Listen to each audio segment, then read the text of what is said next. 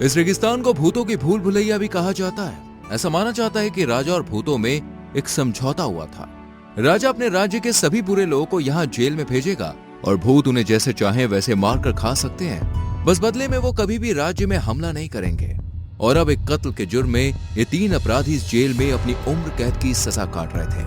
लेकिन एक दिन सफाई करते हुए इन तीनों को एक सुरंग मिल जाती है। ये क्या है बे? मुझे तो नहीं लगता कि इस बारे में किसी को पता होगा। सुरंग से आ रही तेज हवा से लग रहा है ये रास्ता सीधा बाहर को जाता है। लेकिन तीनों एक साथ गए और बाहर कोई गार्ड हुआ तो तीनों एक साथ मरेंगे। सबसे पहले टूनी को भेजते हैं, ये सबसे छोटी है, खतरे की भनक लगते ही सुरक्षित वापस आ सकती है। टूनी देखती है कि सुरंग आगे जाकर सीधी जेल से बाहर खुलती है और वहाँ पर कोई गार्ड भी नहीं था। बाहर कोई गार्ड नहीं है और रास्ता भी साफ है। ये तीनों इस बात से अनजान थे कि ये कोई रास्ता नहीं है बल्कि भूतों द्वारा खोला गया एक ऐसा द्वार है जहाँ से आज तक कोई भी वापस नहीं आया। तो चलो चलो चलो जल्दी चलो। ओ हीरो इधर रुक जा। क्या हुआ? तुम लोगों को याद है ना, ये जेल रेगिस्तान के ठीक बीचों बीच बनी हुई है और इसी जेल को लेकर कई कहानियाँ भी है। तुम लोगों ने वो भी सुनी होंगी। जहाँ तक मुझे पता है इस कमरे में कोई सुरंग नहीं होनी चाहिए थी और अगर थी भी तो इतने सालों में किसी न किसी को नजर आ चुकी होती। देखो, मैं तुम लोगों की तरह अंधविश्वासी नहीं हूँ। ना तो मैं भगवान को मानता हूँ ना ही भूत प्रेतों को। तुम लोगों को अगर अपना बचा हुआ जीवन इस जेल में बिताना है तो बिताओ, लेकिन मैं यहाँ से जा रहा हूँ। ये कहते हुए बाज सुरंग में चला जाता है और जिसके पीछे पीछे फिर चिड़िया और कौवा भी सुरंग से बाहर आ जाते हैं। सुरंग से बाहर आते ही सुरंग चमत्कारी रूप से बंद हो जाती है।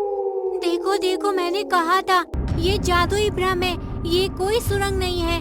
हमारे बाहर आते ही ये सुरंग बंद हो गई। मैं तो कहती हूँ हम तीनों वापस चलते हैं। वापस जाकर कहेंगे क्या हम भाग रहे थे? वो भी बिना हमारी कोई बात सुने सीधे गोली मार देंगे।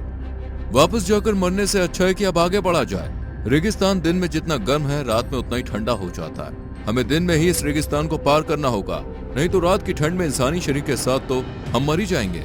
तीनों चलना शुरू करते हैं। रेगिस्तान में धूप धीरे धीरे बढ़ने लगती है और पारा 50 डिग्री के भी पार चला जाता है। ना तो इनके पास अब कुछ खाने के लिए है और ना ही पीने के लिए। रुक जाओ, अगर हमें रेगिस्तान पार करना है तो पहले पानी खोजना होगा। इंसानों को कितनी प्यास लगती है। वो देखो दूर एक घड़ा पड़ा है। ये कोई आम घड़ा नहीं था बल्कि भूतों द्वारा बिछाया हुआ एक ऐसा जाल था जिसे पार करके या तो ये तीनों मुक्त हो सकते थे या फिर तीनों इसी रेगिस्तान में हजारों पंछियों की तरह दम तोड़ सकते थे। लेकिन इसमें पानी तो नाम मात्र ही है। अगर मटके के अंदर गए तो बाहर आना मुश्किल हो जाएगा। क्यों ना मटके को तोड़कर पानी पिया जाए? हाँ, ताकि ये पानी भी रेगिस्तान की मिट्टी में मिल जाए। एक बूंद भी हमारे मुंह में नहीं जाएगी अगर ये मटका टूटा तो। मुझे बहुत भूख लगी है। अगर यहाँ पानी है तो आसपास कुछ न कुछ खाने के लिए भी जरूर होगा। ठीक है, तुम लेकिन ज्यादा दूर मत जाना। हम तब तक पानी को ऊपर कैसे लाएं ये सोचते हैं। भगवान ने काश इतने बड़े शरीर के साथ साथ थोड़ा दिमाग भी दिया होता। यही पत्थर उठाकर मारूंगा ज्यादा बोला तो। आइडिया। क्या? अगर हम पत्थर को इस घड़े में डालते हैं तो पानी ऊपर आ जाएगा और मटका भी नहीं टूटेगा। कौवा धीरे धीरे मटके में छोटे छोटे पत्थर डालना शुरू करता है। बाज भी एक पत्थर उठाता है और कौवा कहता है कि ओ अकल के अंधे, इतना बड़ा पत्थर इसमें डालोगे तो मटका टूट जाएगा। तू रहने दे भाई, मैं खुद ही कर लूंगा। इतना बड़ा शरीर है, दिमाग घुटने के बराबर भी नहीं है इसमें।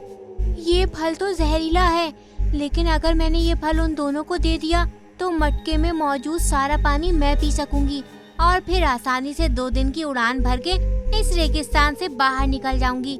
क्या ये करना ठीक होगा? पानी ऊपर तो आ गया, लेकिन इतना नहीं है कि हम तीनों पीकर 2 दिन की उड़ान भर सकें। उसे मार देते हैं, हमें खाने के लिए मांस मिल जाएगा और पानी भी। उड़ान 2 दिन तो क्या, फिर 3 दिन भी हुई तब भी हम आराम से रेगिस्तान पार कर लेंगे। देखो, मैं तुम दोनों के लिए फल लेकर आई हूँ। तभी मौका देखते ही बाज चिड़िया की गर्दन मरोड़ देता है और अब दोनों फल खाने लगते हैं, ये सोचते हुए कि चिड़िया को बाद में रास्ते में खाएंगे। पर क्योंकि फल जहरीले थे इसलिए ये दोनों भी मर जाते हैं। तो चले। कहाँ चले? हमें तो भगवान लेने आने वाले थे ना।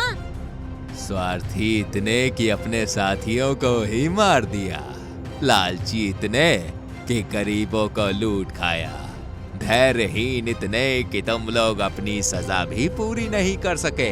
पश्चाताप तो छोड़ ही दो और तुम्हें भगवान लेने आते। मजा अच्छा है। अब चलो